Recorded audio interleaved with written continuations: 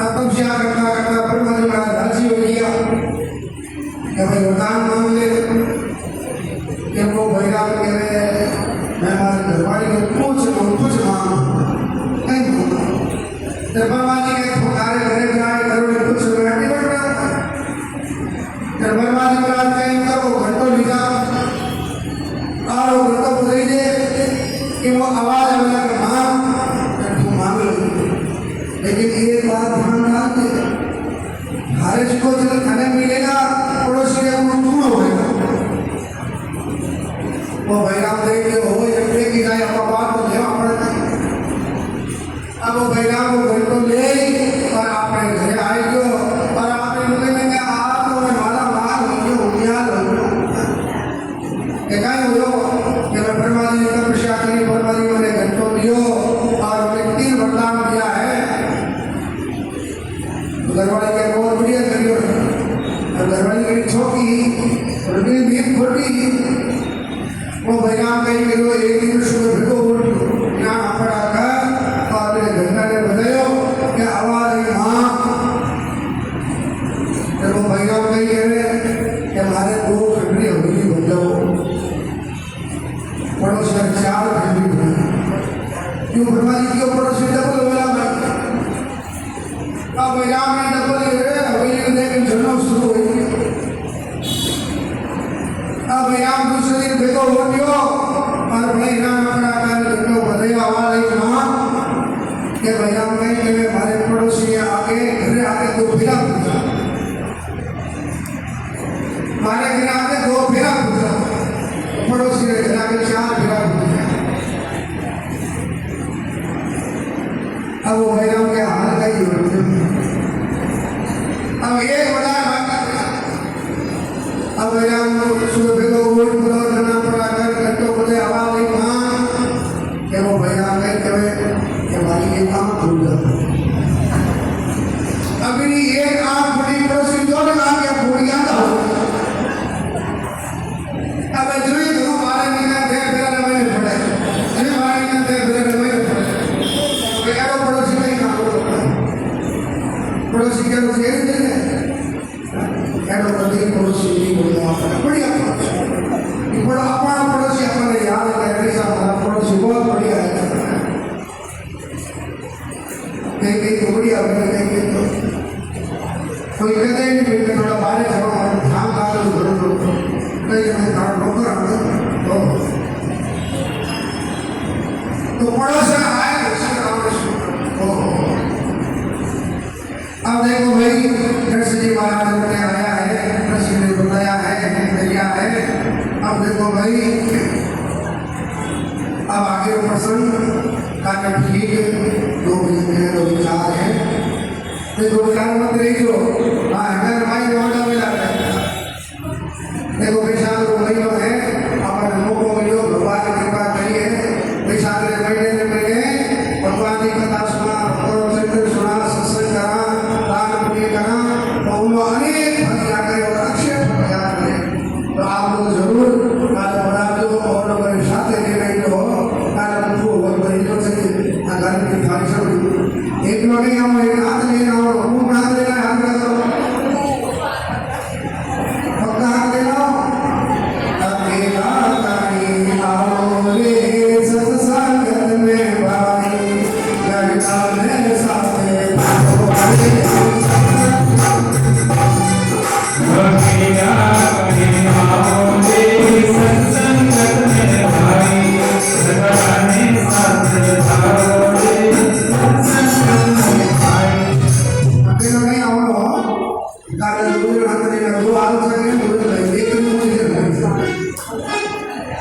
अब मैं आपने वैसा तो बात भी सुना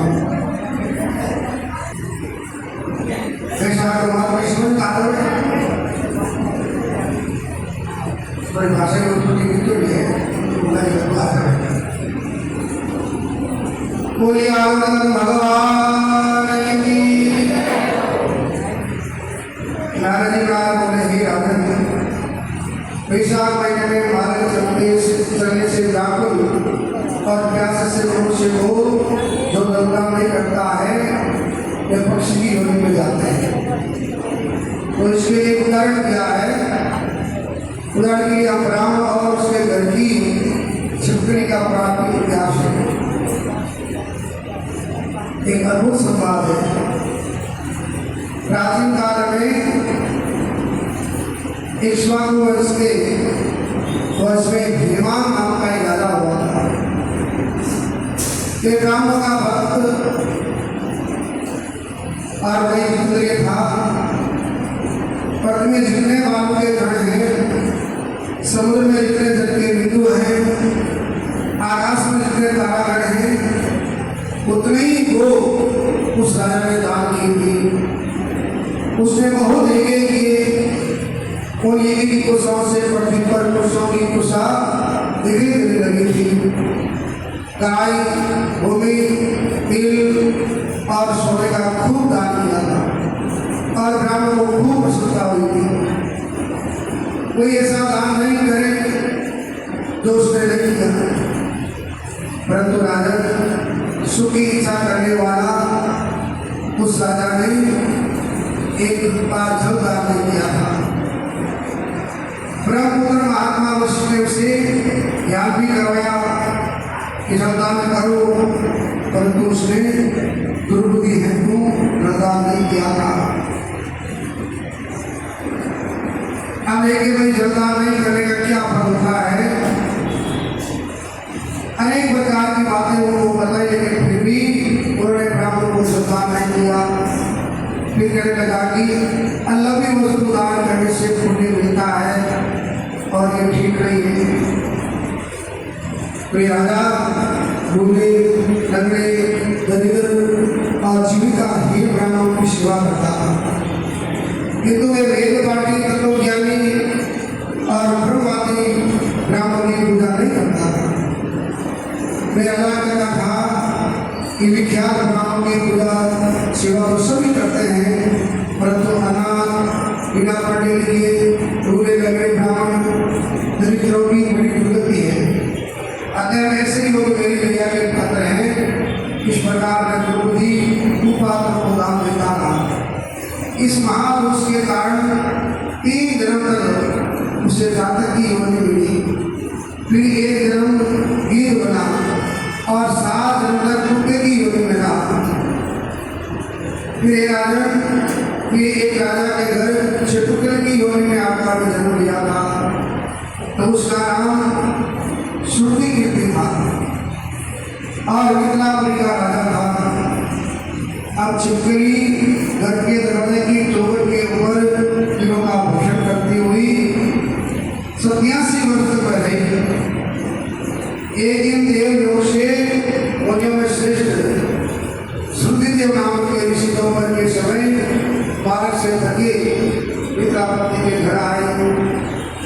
ऋषि को देख करके राजा बड़े प्रश्न होकर के खड़ा होकर के खूब सत्कार किया। चंदों के जन्म होने लगा और उस चंदों को अपने वस्त्र के ऊपर धारण किया। प्राय उठाए हुए सुखदान से युक्त कांटेदार वृक्ष का कोई भी पूजन नहीं करता है। सब समय पीपल ही पूजते हैं। तुलसी को छोड़ करके कांटे वालों की पूजा क्यों करते हैं? पूजिका का विषय में अनाथ की आवश्यकता नहीं है। दूल्हे लंगड़े को दया के पात्र हैं, पूज्य नहीं है। तपस्वी, ज्ञानी, वेदांत शास्त्रों के ज्ञाता विष्णु भगवान के स्वरूप है, अतएव सदा पूज्य है। इनमें ज्ञानी ब्राह्मण सदैव ही विष्णु भगवान को अत्यंत प्यारे हैं। इसी कारण से ज्ञानी ही सदा पूज्यों से अधिक प्रियतम है और साधु महात्मा की अवज्ञा श्लोक और परलोक दोनों में दुखदायी है। महापुरुषों की सेवा ही धर्म अर्थ मोक्ष का कारण है। ऐसे ही करोड़ों अन्य जाति कटुया को नहीं जीते हैं। ऐसे बंद आश्रय के लोगों की संगति से कुछ नहीं मिलता है। वैसे ही जलवायु तीर्थ और मिट्टी अथवा पत्थर के बने देवता से भी अपराध साफ नहीं होता है। ये तो बहुत काल में पवित्र करते हैं, ये तो साधु महात्मा से ही पवित्र देते हैं। साधु सेवा से कोई सुशिक्षित पुरुष दुखी नहीं होता है। जैसे अमृत का पान करने से जन्म मृत्यु वृद्धावस्था आदि दुख नहीं होते हैं, तुल्यदान नहीं किया, वैसा लोगों की सेवा की, एक स्वर्ण इसलिए तेरी एक उन्नति हुई है। बेशक में जो मैंने पुण्य किया है वे तेरी शांति के लिए तुम्हें दूंगा। इसके प्रकार से भूत भविष्य और वर्तमान के कर्मों के संस्कार हो जाएंगे। ऐसा कही और सर्वोत्तम होने के फल ने दिया। इसने जब उस ब्राह्मण ने वैशाख में एक दिन के स्नान का फल उसको दे दिया, तब उसके सब पाप दूर हो गए और क्षत्रिय की योनि को त्याग करके दिव्य विमान में चढ़ करके दिव्य माला वस्त्र आभूषण पहन करके मिथिलापुरी के सब प्राणियों को देखते देखते हाथ में परिक्रमा करके नमस्कार करके आज्ञा लेकर के सूर्य को चला लिया था। देवता उनकी स्तुति करने लगे। 10,000 वर्ष तक आगे लोगों को करके वही राजा ईश्वर को उसमें महाप्रभावशाली कुकुस्तु नाम से मिला हुआ था और साथ एक पृथ्वी का पालन रखा हुआ बड़ा ब्रह्मणी साधु सिंह इंद्र का सखा और विष्णु का अंश हुआ था।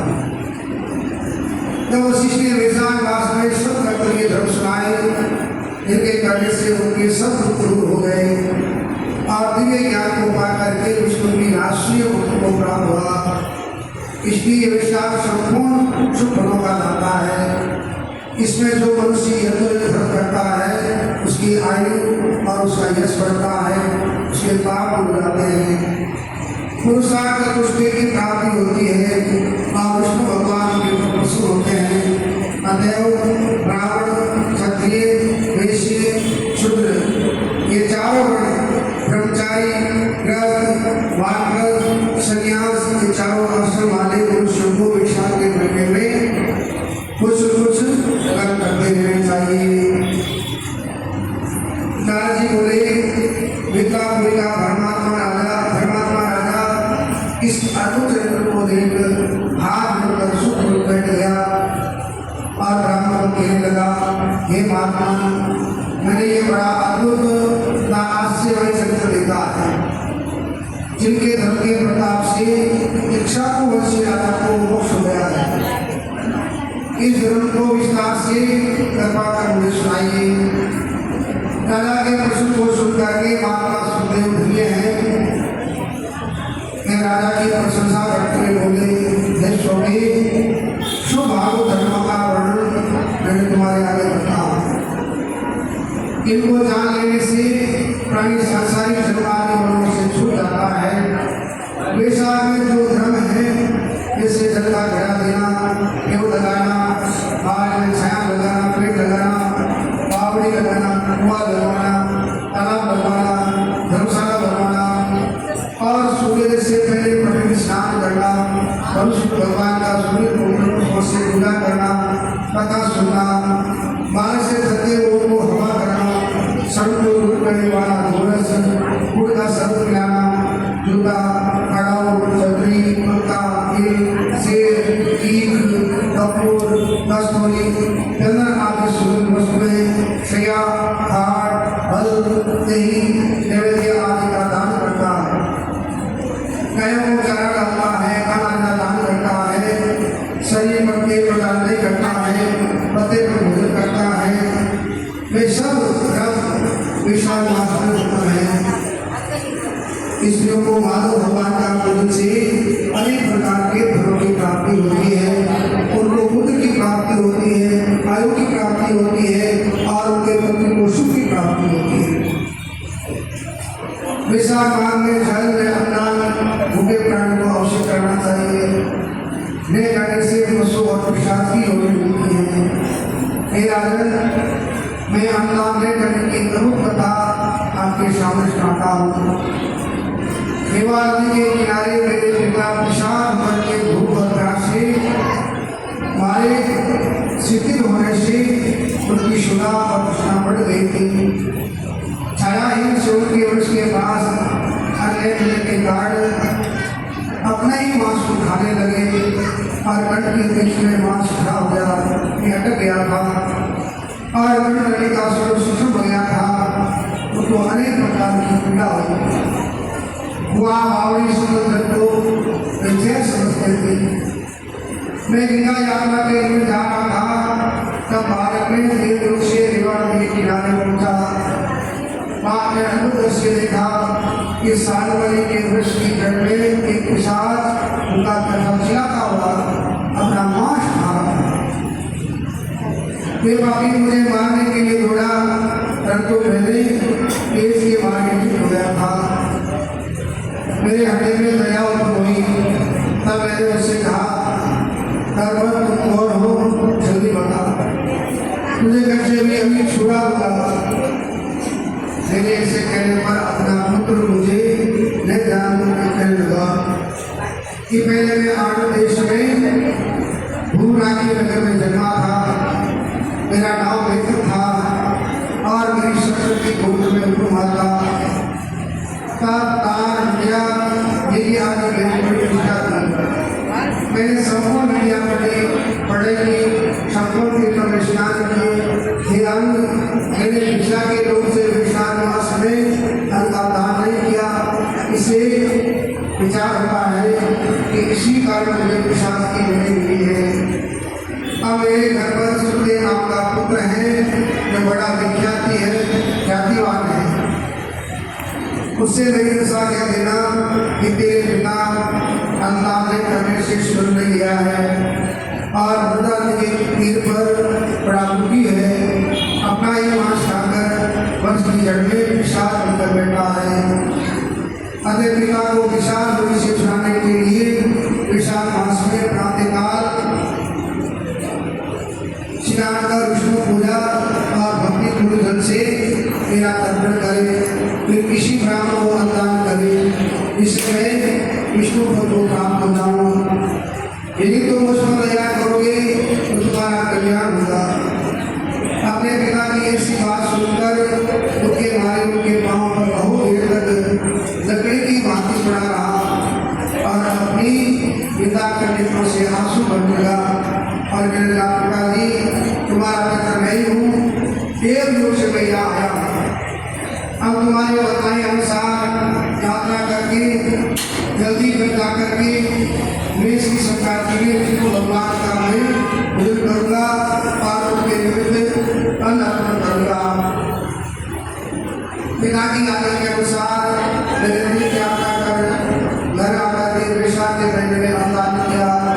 तब मेरे पिता विशाल से होकर के विमान में बैठ करके मुझे आशीर्वाद देते हुए भगवान विष्णु के लोक में चले गए।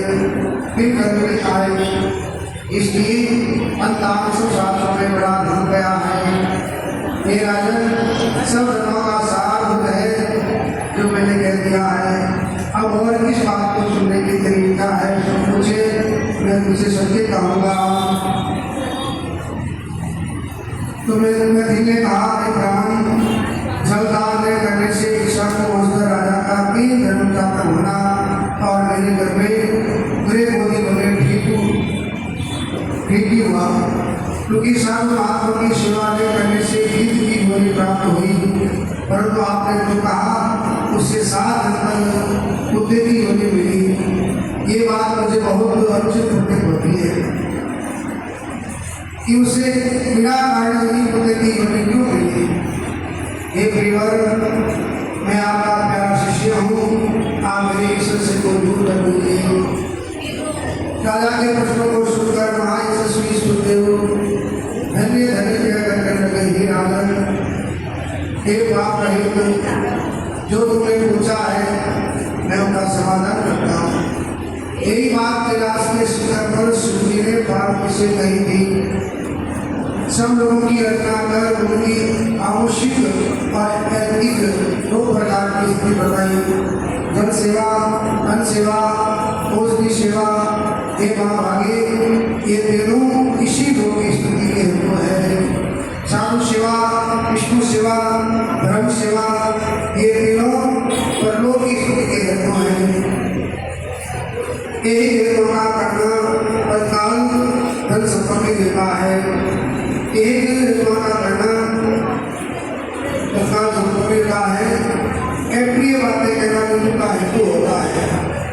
या एक पुराना इतिहास शुरू करता हूँ तो ऐसा पापनाशक और अद्भुत है, इसके सुनने से रोमांच हो जाता है।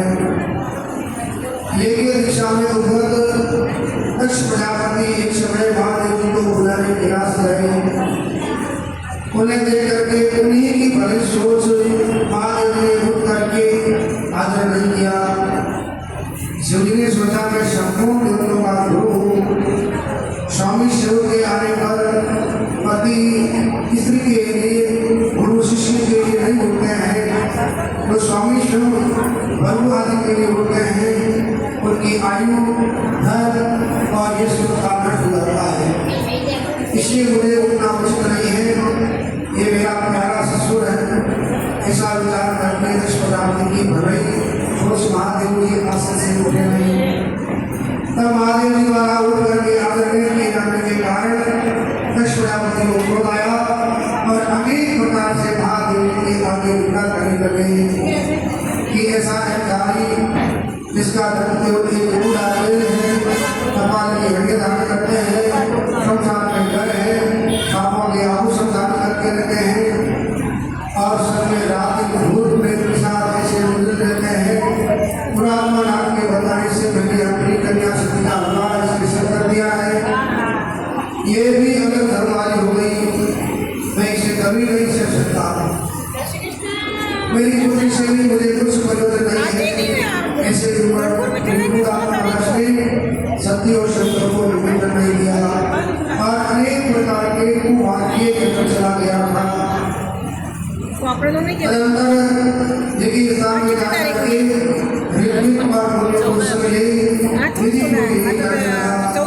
और संकट की निंदा करता रहा। ब्रह्मा वंश को छोड़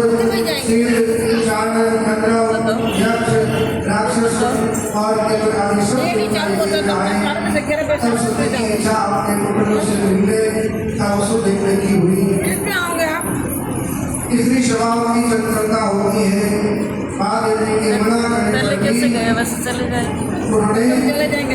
उन्होंने ठान ली कि मैं जाऊंगी वहाँ। महादेव जी वरवरणी सभा में बैठ करके वे रिश्ता विदा करते हैं। जो तुमसे ही सही जाएगी तो निश्चित ही सही का त्याग कर लोगी। महादेव तुम अपने पिता के घर बताओ, वहाँ जाने से तुम्हारा कल्याण नहीं है।